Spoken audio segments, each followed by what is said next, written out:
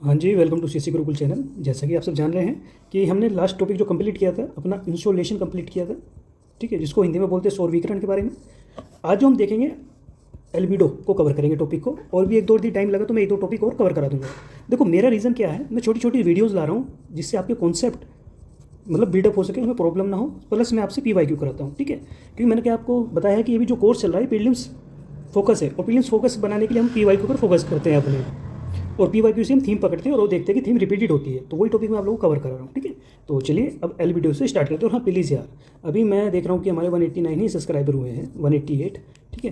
तो अपना प्यार और सपोर्ट दिखा के इसको थोड़ा सा यार इंक्रीज़ करो, क्योंकि हम आप लोगों के लिए टाइम निकालते हैं, मेहनत करते हैं, और हमारी भी अपना मतलब बहुत सारी चीज़ें लाइफ में चलती रहती हैं ना। तो उम्मीद करता हूँ यदि कॉन्सेप्ट अच्छा लग रहा है तो यार एक सब्सक्राइब, ठीक है, मतलब लाइक शेयर एंड सब्सक्राइब करने में कुछ नहीं जाता है, ठीक है। तो चलिए अब आगे बढ़ते हैं आप लोगों के लिए। देखिए हम पढ़ रहे हैं एल्बिडो, ठीक है। आप लोग मुझे एक बात बात बताइए कि हम लोग जब हमारे यहाँ समर होता है, मतलब हमारे गर्मी होता है, तो गर्मी में हम वाइट मतलब सफ़ेद शर्ट को ज़्यादा प्रीफर करते हैं या लाइट कलर को ज़्यादा प्रीफर करते हैं, ठीक है। बट वहीं हमारा जो डार्क कलर है हम उसको थोड़ा कम प्रीफर करते हैं। उसका रीज़न क्या है? आप बोलोगे सर वाइट या जो लाइट कलर होता है वो जो रेज़ आ रही होती है सन की, है ना, जो सन की रेज़ आ रही होती है उसको क्या कर देता है सर, उसको रिफ्लेक्ट कर देता है, ठीक है। मतलब उसका परावर्तन कर देता है, वो टकरा कर कहीं और चली जाती है, उसको एब्जॉर्ब नहीं करता है वाइट कलर, ठीक है। बट सर जब हम डार्क कलर का कुछ भी पहनते हैं, चाहे ब्लैक हो चाहे कोई भी डार्क कलर हो, तो क्या होता है सर कि मान के चलिए हमारी शर्ट है डार्क कलर की, ये सन की रेज़ आई तो सर ये ना एब्जॉर्ब करने लगता है, ठीक है। ये एब्जॉर्ब करेगा तो क्या होगा, हीट बढ़ेगी, सिंपल है। लेकिन जैसे ही रिफ्लेक्ट करेगा तो ये क्या करेगा, ये टेम्परेचर को क्या करता है, ये कम करता है, क्योंकि इसने एब्जॉर्ब नहीं करा है रेज़ को बल्कि रिफ्लेक्ट करा है। और जो डार्क कलर है वो क्या कर रहा है, वो एब्जॉर्ब कर रहा है। जब एब्जॉर्ब कर रहा है रेज़ को, सूरज की किरणों को, तो वो हीट बढ़ाएगा। हीट बढ़ने से मतलब क्या, टेम्परेचर बढ़ेगा। इतनी बात समझ में आई, ठीक है। अब हम बात, जब मैं आपको ये पढ़ा रहा हूँ, ठीक है, अब बात आती है कि एल्बिडो क्या है फिर। देखो एल्बिडो का मीन्स, एल्बिडो जो होता है, जो एल्बिडो है वो उसका जो मीन्स है, जो उसका मतलब है, इसका मतलब सीधा है कि सरफेस से रिफ्लेक्ट करना की कैपेसिटी, ठीक है। मतलब रिफ्लेक्ट, सतह से परावर्तन, मतलब सरफेस से परावर्तन मतलब रिफ्लेक्ट, परावर्तन करने की क्षमता ही क्या कहलाती है, हमारी एल्बिडो कहलाती है, ठीक है। और जितना ज़्यादा रिफ्लेक्ट होता है, मतलब आपका जो परावर्तन है जितना ज़्यादा, कोई मान के चलिए मतलब कोई सतह है, जो भी सतह है, जितना ज़्यादा परावर्तन करेगा उसका एल्बिडो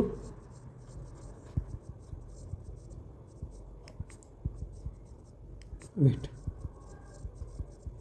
उसका उतना एल्बिडो क्या होगा, हाई होगा। बस समझ में आ गई। कोई भी सरफेस, चाहे वो आपका अर्थ का सरफेस हो, अर्थ के अलग अलग सरफेस, लाइक आपका मतलब रोड है, ठीक है, इसमें रोड भी आता है। इसमें आपका जो आइस, आपका जो आइस कवर है, मतलब जो बर्फ़ से ढकी चादरें हैं वो आ गया। आपका फॉरेस्ट मतलब आपका जंगल, ठीक है। ये सब क्या कर रहे हैं, सन की जो रेज़ आ रही है उसको क्या करते हैं, परावर्तन करते हैं, उसका रिफ्लेक्शन कर देते हैं, लाइक ऐसे रिफ्लेक्ट कर देते हैं, ठीक है। और जो जितना ज़्यादा अच्छा रिफ्लेक्ट करेगा उसका एल्बिडो उतना ही ज़्यादा रहेगा। सिंपल है, ठीक है। अब मैं आपको एक बात बता देता हूँ, यहाँ नोट कर लेना, बड़ा इंपॉर्टेंट है जो मैं आपको बताने जा रहा हूँ। देखिए मैं बात कर रहा हूँ सरफेस, मतलब हमारी सतह, और हम बात कर रहे हैं अब एल्बिडो, ठीक है। सबसे ज़्यादा जो वेरी इंपॉर्टेंट क्लियरिटी मैं आप लोगों के लिए ला रहा हूँ, मतलब वेरी इंपॉर्टेंट जो मैं बता रहा हूँ, ये इससे क्वेश्चन आए हुए हैं, ठीक है। देखिए जो हमारी स्नो है, ये जो हमारी आइस है, बर्फ़ है, ठीक है, उसका एल्बिडो क्या होता है, बहुत हाई होता है, बहुत हाई होता है। कितना हाई होता है सर, वो होता है आपका 80 से 90% तक, पहली बात। दूसरा सर, सेकंड नंबर पे आता है आपका डेजर्ट। डेजर्ट कितना सर, डेजर्ट होता है मीडियम। हाई किसका है सर, हाई स्नो का है, डेजर्ट मीडियम पर है। जो आपको फॉरेस्ट है उसका एल्बिडो कैसा है, आपको सर वो लो होता है, ठीक है। लेकिन जो ओशियन है हमारा, ओशियन का एल्बिडो कैसा है, वेरी लो। मतलब कहने का ये है कि जो आपका ओशियन है वो सबसे कम एल्बिडो देता है, मतलब सबसे कम ज़्यादा रिफ्लेक्शन करता है। परावर्तन सबसे ज़्यादा कम कौन करता है? आपके जो ओशियन है, जो आपके महासागर हैं। सबसे ज़्यादा परावर्तन कौन कर रहा है? मतलब एल्बिडो का मतलब क्या है? जो सबसे ज़्यादा रिफ्लेक्ट करता है, तो वो कौन है? आपको कहोगे सर स्नो। ठीक है, कितना कर रहा है? सबसे ज़्यादा हाई है। उस सेकंड नंबर पे सर डेजर्ट है, थर्ड नंबर पे सर फॉरेस्ट है। सिंपल बात है। ठीक है, ये हो गई आप लोगों की बात। अब आपको मैं एक इमेज दिखाने वाला हूँ, उस इमेज को ज़रा ध्यान से देखना, और ये आपके लिए मैंने उठाई है, देखिए। इसको बाद में छोटे कर देंगे। अरे यार वेट, हाँ जी, देखिए ये इमेज मैंने इस पेज पे ऐड कर दी है। देखो, अब आप देखो सबसे ज़्यादा आपको किसका रिफ्लेक्शन दिख रहा है? एल्बिडो के बारे में। एल्बिडो वैल्यूज़ की बात कर रहे हैं ना, एल्बिडो वैल्यूज़ की बात कर रहे हैं, रिफ्लेक्टेड की बात कर रहे हैं। ठीक है, सबसे ज़्यादा कौन कर रहा है? आपको सर फ्रेश स्नो, ये रहा फर्स्ट नंबर पे। ठीक है, अब आपको सर सेकंड नंबर पे कौन कर रहा है? आपका डेजर्ट कर रहा है। कौन कर रहा है? डेजर्ट कर रहा है। डेजर्ट है क्या इधर? देखिएगा, क्रॉप है, फॉरेस्ट है, आपका ग्रास है, ब्रिक्स है, लाइट कूल है, डार्क रूफ है, नहीं है इधर डेजर्ट नहीं है। ठीक है, इसलिए बस इतना याद रखें, फर्स्ट नंबर पे ये है। ठीक है, और मैंने आपको बता दिया है लिस्ट में कि सेकंड नंबर पे कौन है? आपका डेजर्ट है। ठीक है, और थर्ड नंबर पे फॉरेस्ट है, और फोर्थ नंबर पे सर आपका ओशन है। ये जरूर इंपॉर्टेंट है, प्लीज़ इसको आप सब नोट डाउन कर लिया, याद कर लेना। पीडीएफ तो मैं आपको टेलीग्राम पे डाल दूंगा। ठीक है, ये एक बार इमेज देख लेना आप लोग। फर्स्ट नंबर पे आपका ये हो गया। ठीक है, और फॉरेस्ट मैंने आपको पता है कौन से नंबर पे है? आपका सर थर्ड नंबर पे, लो पे, और वेरी लो पे कौन है सर? ओशियन। ठीक है, चलिए आइए अब हम कुछ पीवाईक्यूज कर लेते हैं। ठीक है, देखिए यूपीएससी ने 2013 में एक क्वेश्चन पूछा गया है, किसमें परावर्तित विकिरण की मात्रा का प्रतिशत सबसे अधिक है? मतलब रिफ्लेक्शन की बात कर रहे हैं। ठीक है, कौन सन की रेज को सबसे ज़्यादा रिफ्लेक्ट कर रहा है? गीली ज़मीन। ठीक है, ये आपका यहाँ कुछ ऑप्शन में था क्या? एक मिनट ज़रा देखता हूँ मैं। हाँ जी, ये था मोटा बादल, मतलब थिक क्लाउड। ठीक है, नहीं ये भी नहीं करता सर, गीली ज़मीन भी नहीं करता सर, वन भी नहीं करता। ये तो सर हमने पढ़ा है, वन तो थर्ड नंबर पे आ रहा है। ठीक है, सबसे ज़्यादा कौन कर रहा है सर? ये eyes cover, this is right, मैंने आपको ऊपर बताया। ठीक है, यूपीएससी ने, देखो ये रियल में यूपीएससी का आयु क्वेश्चन है। अब वो बात अलग है इन्होंने सीडीएस में पूछा है या एनडीए में पूछा है, मैं ये नहीं लिख रहा हूँ कि किसने, लेकिन यूपीएससी का क्वेश्चन है, ये इंपॉर्टेंट है। UPSC CDS, NDA, CSC, CAPF ये एग्जाम कंडक्ट कराती है, आपको पता ही है। जियो साइंटिस्ट भी करवाती है, आईईएस भी कराती है। तो उन सबके क्वेश्चंस मैंने उठाए हुए हैं। सेकंड क्वेश्चन पढ़ते हैं, एल्बिडो शब्द का मतलब क्या है? यूपीएससी ने पूछा था। पहला ऑप्शन, जो हमारी सॉफ्ट विकिरण है, जो हमारी आइसोलेशन है, इंसोलेशन है, को अवशोषित करने की क्षमता है। नहीं सर, एब्जॉर्ब करने की तो मतलब ही नहीं है, एल्बिडो तो रिफ्लेक्शन का नाम होता है। ठीक है, सौर विकिरण के मार्ग को बदलने की, नहीं सर। किसी सतह द्वारा परिवर्तित लघु तरंग सौर विकिरण का रेशो। अब दूसरा पढ़ते हैं, किसी सतह द्वारा हवा में वापस सुलटाई गई सौर विकिरण की, नहीं सर। हम आपको मैंने क्या बताया था? सरफेस की बात की थी हमने, देखिए मैं दिखाता हूँ, वेट। हमने कहा क्या था? सतह से परावर्तन, सरफेस से रिफ्लेक्शन। ठीक है, और अब आप देखिए ऑप्शन में क्या बात कर रहे हैं? सतह से के द्वारा रिफ्लेक्टेड जो आपकी शॉर्ट रेंजेस हैं, दिस इज राइट आंसर। ठीक है, सी इज राइट। आइए नेक्स्ट क्वेश्चन आपसे बोला गया, निम्नलिखित में से कौन सा अन्य तीन की तुलना में अधिक सूर्य प्रकाश को परिवर्तित करता है? मतलब रिफ्लेक्ट कौन कर रहा है? रेत का रेगिस्तान, सर ये तो हमने पढ़ा था, सेकंड नंबर पर आ रहा है। सर धान की फसल वाली भूमि, सर लाइक एक फॉरेस्ट वाला कुछ हो गया तो थर्ड मान लिया। सर ताजे बर्फ से ढकी हुई, सर ये तो फर्स्ट नंबर पे है, सबसे हाई है इसका। तो ये तो बोल रहा है कि सब तुलना में अधिक सूर्य प्रकाश को कौन रिफ्लेक्ट करेगा? जिसका रिफ्लेक्ट ज़्यादा है वो एल्बिडो ज़्यादा है। ठीक है, फिर ये नहीं सर, ये नहीं sir, first, this is right answer. ठीक है, यूपीएससी 2010 में, ये तो मुझे पता है सीएससी ने पूछा था। ठीक है, ये क्वेश्चन रिपीट भी हुआ है 2010 के बाद। ठीक, तो बात समझ में आ गई, ये आपका एल्बिडो कवर हो गया यहाँ पे, है ना। अब देख लीजिए इसके नोट्स को आप।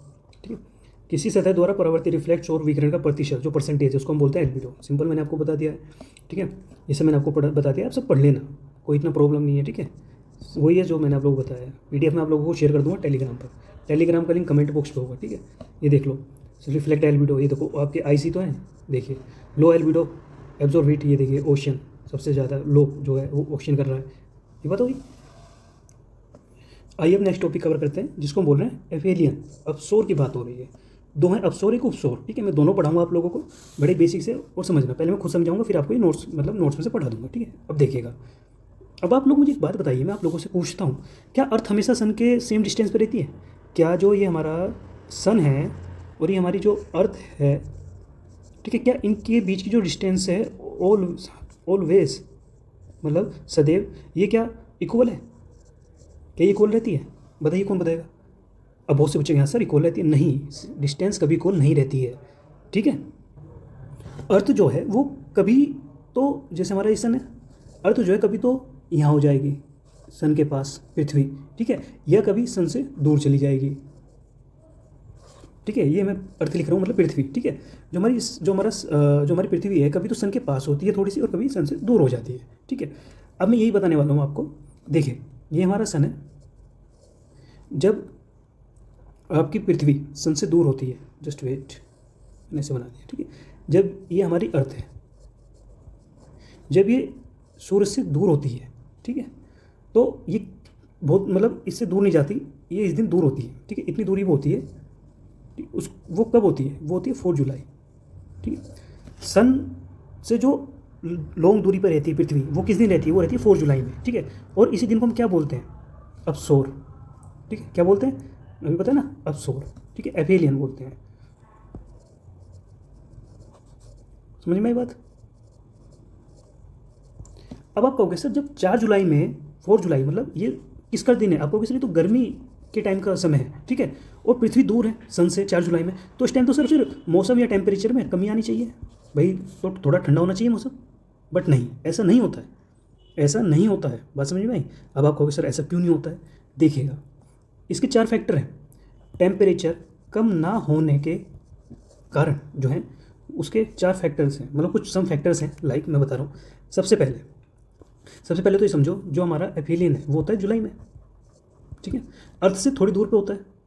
सोलर एनर्जी तो मिलती है, मतलब सौर ऊर्जा जो सूर्य से मिल रही है, जो सूरज की किरणों के द्वारा, वो तो हमको मिलती है, बट उसमें ज़्यादा अंतर नहीं होता है। मतलब 7% कम हो गई, या मान के चलो 5% कम, बस इतना। 95 तो मिलेगा ही ना आपको, 93 तो मिलेगा ही। बात समझ में आ गई? इतना तो हमको मिलता ही है, इतने कम मिलती है, मतलब कम, ठीक है। बस समझ में आ गई भाई? अब आपको मान के चलिए, आपको जो अन्य दिनों में आपको 100% सौर एनर्जी मिल रही थी, वो 4 जुलाई में आपको मान के चलिए 5% कम, 95% मिलेगी भाई। हीट तो जब भी रहेगी। बस समझ में आ गई? ठीक है। अब ये डिफरेंस बहुत बड़ा नहीं होता है, ये डिफरेंस ज़्यादा बड़ा नहीं है, ठीक है। अब इसके रीज़न क्या है? पहला रीज़न है आपका एटमॉस्फेयर, मतलब वायुमंडल, सबसे बड़ा रीज़न, ठीक है। आप कहोगे सर क्यों? देखो यार, जो हमारा एटमॉस्फेयर है, ठीक है, वायुमंडल जो है हमारा, वायुमंडल क्या करता है? वायुमंडल में क्या होता है? एटमॉस्फेयर एक तो हमारा ब्लैंकेट है, हमारी जो पृथ्वी को ठंडा और बैलेंस में रखता है, उसके लिए क्या है? हमारे लिए एक चादर है, ब्लैंकेट है, ठीक है। प्लस ये मतलब एक मिक्सचर की तरह होता है, एक मिश्रण की तरह, एक मिक्सर की तरह भी है, सिंपल है। अब इसके वायुमंडल जो मेन हीरो है इस काम को करने के लिए, कि जो हमारे टेम्परेचर को महसूस ही होने ही नहीं देता, कि पृथ्वी इतनी दूर है फिर भी अंतर बहुत कम है, ठीक है, गर्मी हमको जब भी लगती है। मेन हीरो तो ये है हमारा एटमॉस्फेयर, ठीक है। इसमें भी पहला जो पार्ट आता है वो आता है आपका ऊष्मा का वितरण, मतलब हीट डिस्ट्रीब्यूशन, रीडिस्ट्रीब्यूशन, ऊष्मा का पुनर्वितरण, समझिए, हीट डिस्ट्रीब्यूशन, रीडिस्ट्रीब्यूशन, ठीक है। अब आप कहोगे सर कैसे? देखो यार, सिंपल सी बात है, हमारा जो एटमॉस्फेयर है उसका जो पहला पार्ट है कि इस सबको जो बैलेंस कर रहा है, कि 4 जुलाई में जो गर्मी पृथ्वी से दूरी होने के बाद भी हमको मौसम में गर्मी दिखाई देता है, मतलब सन से पृथ्वी दूर होने के बाद भी 4 जुलाई को हमें कोई फ़र्क नहीं दिखाई देता, गर्मी जब भी रहती है, ठीक है। उसका मेन रीज़न है पहला वायुमंडल, जो आपका मेन हीरो है जिस पे काम करता है, उसका पहला पार्ट है ऊष्मा का पुनर्वितरण, ठीक है। अब एक बात आती है, जो एयर है, जो हमारी वायु है, ठीक है, वो कंटिन्यूटी मूव करती है, वो चलती रहती है, वो रुकती तो नहीं ना, जिसको आप हवा बोलते हो, विंड मतलब हवा, ठीक है, वो रुकती तो नहीं ना। आपकी अब जो हीट है, जो अब आपकी हीट है, उसको जो हमारी एयर है उसको क्या करती है? उसको यहाँ से लेके पृथ्वी के, ये इक्वेटर है मेरी, वेट मिनट, ये हमारी इक्वेटर है, 0 डिग्री भूमध्य रेखा। अब यहाँ से एयर जो है हीट को ले जाती है कहाँ तक? पोलर तक। कहाँ तक? पोलर, मतलब ध्रुव तक, ठीक है, ठंडे मौसम तक ले जाती है। तो क्या हो गया इससे? क्या हो गया, जो हमारा तापमान है, ठीक है, अब वो क्या हो गया? वो बढ़ता नहीं है, वो बढ़ता नहीं है। यदि ये हवाएं एक जगह चलेंगी तो बढ़ जाएंगी, लेकिन ये नहीं, एक जगह नहीं चलती है, ये अपना स्थान बदलती रहती है, और ये इक्वेटर से पोलर की ओर चलती रहती है। इसलिए टेम्परेचर हमारा क्या है? बढ़ता नहीं है, टेम्परेचर बढ़ता नहीं है, ठीक है। बस समझ में आ गई? एक आपका दूसरा ऑप्शन है जो इन सब में हेल्प करता है, आपका ग्रीन गैस हाउस। कुछ जैसे में लाइक CO2 गैसें हैं, ठीक है, जो कुछ आपको रोक लेती हैं, रेडिएशन डिफरेंस स्मूथ हो जाता है, ठीक है। देखिए, जो हमारा एटमॉस्फेयर है वो हीट को ट्रैप करता है, ठीक है। इनकमिंग जो हमारी ग्रीन हाउस गैसेज है ना, जो हमारी इनकमिंग मतलब जो आती हुई किरणें हैं, इनकमिंग सोलर, जो सूरज से आ रही विकिरण जो है, ठीक है, उनका डिफरेंस जो होता है, जो उनका अंतर है वो स्मूथ हो जाता है, ठीक है, अंतर क्या हो जाता है, बहुत कम हो जाता है। ठीक है, एक तो बात हो गई। ये रीज़न है कि आपको पता नहीं चलता है कि 4 जुलाई में जो आपकी पृथ्वी है वो इतनी दूरी की होने के बावजूद भी आपको गर्मी फील करवाती है। उनका मेन रीज़न है। ठीक है, बात समझ में आई? अब आइए पढ़ते हैं। देखिए, ये मैंने बताया, ये आपका सन है, ये आपका अर्थ है। आप ठीक है, डिस्टेंस बता दिया मैंने। 4 जुलाई की बात है। बात किसी करें, एफेलियन की करें। सूर्य के चारों ओर परिक्रमा के दौरान पृथ्वी की सूर्य से अधिकतम दूरी की स्थिति को क्या बोलते हैं, एफेलियन बोलते हैं। ठीक, ये दूरी आपको याद करने की जरूरत नहीं है नंबरों में, बिल्कुल भी याद करनी नहीं है। डेट जरूर याद कर लेना, इंपॉर्टेंट है डेट। ठीक है, ये स्थिति हर साल 4 जुलाई के आसपास होती है, एवरी ईयर होती है। ठीक है, इस दौरान प्राप्त सौर ऊर्जा औसत से थोड़ी कम होती है, एवरेज से कम होगी, मैंने बताया अंतर आएगा 5-7% का। ठीक है, कॉन्सेप्ट, हालांकि पृथ्वी जुलाई में सूर्य से सबसे दूर होती है, फिर भी नॉर्थ पोल, उत्तरी गोलार्ध में, ठीक है, जो हमारी गर्मी है उसका अनुभव हमें होता ही है। ठंड तो नहीं पड़ती ना नॉर्थ इंडिया में, बिल्कुल नहीं पड़ती सर। यह दर्शाता है कि मौसम का निर्धारण सूर्य से दूरी नहीं बल्कि पृथ्वी के अक्षीय झुकाव से है। 23 डिग्री पे तो झुकी हुई है। ठीक है, 23.5 डिग्री पे तो झुकी है, अक्षीय झुकाव से, सिंपल है। अब ये हो गया, ये हो गया व्यवहारिक उदाहरण। अब सौर के दौरान ज्वारीय सीमाएं औसत से बहुत कम होती हैं क्योंकि दूरी के कारण सूर्य का गुरुत्वाकर्षण खिंचाव कम हो जाता है। आपको पता है कि जो भी हमारे टाइडल आते हैं, जो भी हमारी ज्वारीय आती हैं, वो मैं आगे वाले टॉपिक में पढ़ाऊंगा, वहाँ ये आपको क्लियर हो जाएगा। ठीक, ये बात ये पढ़ लेना आप कि वो बोला ना कि अब सौर के दौरान सौर आउटपुट से होने वाली जो डिफरेंस है वो लैंड से, एटमोसफेयर से, इन सब से क्या हो जाती है, छिप जाती है। चलिए, ये मैंने आपको बता दिया। एफिलियन आपका पूरा हो गया। देखिए, अब हम बात करें पेरिहेलियन की, बात करें उपसौर की। ठीक है, मैंने उपसौर पढ़ते हैं हम, अभी तक हमने अपसौर पढ़ा है, अब हम पढ़ रहे हैं उपसौर। ये सन है, सन के सबसे नज़दीक जब पृथ्वी होती है, अर्थ मतलब पृथ्वी होती है, उसको हम बोलते हैं उपसौर। और ये किस दिन होती है सर, ये होती है हमारी 3 जनवरी, और एवरी ईयर होती है। ठीक है, अब आप कहोगे सर 3 जनवरी में सन के बहुत ज़्यादा नज़दीक होती है और जनवरी में सर ठंड पड़ती है, तो हमारा मौसम तो 3 जनवरी को गर्म होना चाहिए फिर, जब सन के पास है। बट मैंने आपको ऊपर क्या बताया था, अपसौर में क्या बताया था, वायुमंडल, उसको आपको क्या कर लेता है, वायुमंडल, लैंड, विंड, मतलब ये सब क्या कर लेती है, मौसम दशाएं उसको कंट्रोल कर लेती है। तो इसी तरह यहाँ भी जो कंट्रोल करेगा वो कौन करेगा, वो आपका एटमॉस्फेयर कंट्रोल कर लेगा। जैसे यहाँ नहीं पता चल रहा था, यहाँ तो मौसम ठंडा होना चाहिए था जब पृथ्वी सूर्य से दूर है, बट यहाँ पास में है तो यहाँ गर्म होना चाहिए था ठंड के मौसम में, लेकिन ऐसा नहीं है। क्यों नहीं हुआ, क्योंकि मैंने आपको बता दिया। ये देखिए, पढ़िए, ये देखिए, जनवरी में सूर्य के सबसे करीब होने के बावजूद सूर्य से दूर अक्षीय झुकाव के कारण उत्तरी गोलार्ध में शीत ऋतु का अनुभव होता है। ये तो बात आपको समझ में आ गई। ठीक, बात कर रहे हैं यहाँ, देखिए आपका हाँ, उपसौर के दौरान पृथ्वी अपनी कक्षा में थोड़ी तेजी से यात्रा करती है। प्राप्त अतिरिक्त सौर ऊर्जा दैनिक मौसम को काफ़ी हद तक नहीं बदलता है। अधिकतम जो हमें सौर ऊर्जा मिल रही है पृथ्वी पास होने के कारण से, वो नहीं बदलती है क्योंकि वायुमंडल, एटमॉस्फेयर, ठीक है, ओशियन परिसर इस ऊष्मा को वितरित कर देते हैं, वही डिस्ट्रीब्यूशन होना स्टार्ट कर देते हैं, जैसे मैंने आपको यहाँ समझाया था। ठीक है, वही सेम होता है। ठीक है, ये होगी बात समझ में आ गई। अब क्या होगा, उपसौर के दौरान 3 जनवरी के आसपास ज्वार असामान्य रूप से बड़े हो जाते हैं। तो कुछ हाई टाइड्स हैं, मैं इस बारे में आपको पढ़ाऊंगा आगे, टाइड्स के बारे में। ठीक है, वहाँ बड़े हो जाते हैं क्योंकि अब स्थिति क्या होगी, सन के पास हो गई। सन के पास हो गई तो ग्रेविटी भी क्या बढ़ गई, आपको भी ज़्यादा हो गई ग्रेविटी की पावर भी। ठीक है, वो खींचता है। फिर ज्वार भाटा बोलते हैं ना, जो समुद्र के किनारों पर आती है, पानी की तरह लहरें ऊपर उठती हैं और गिरती हैं, उसको ही बोलते हैं टाइड्स। ठीक है, बात ये होगी। दो टॉपिक मैंने आपको कवर करा दिए, और यूपीएससी ने इस पर क्वेश्चन पूछा है, और बस ऐसे ही पूछा है ये, मतलब कि आपको दे देगा, एक तो डेट दे देगा, डेट जरूर याद रखना, और ये बोल देगा कि अब बदलता है मौसम या उनका इफेक्ट ज़्यादा पड़ता है नहीं पड़ता है। आपको सर ज़्यादा पड़ता ही नहीं है, रीज़न क्या है, आपका वायुमंडल, समुद्र परिसर। ठीक है, चलिए आज के लिए हम इतने रखते हैं।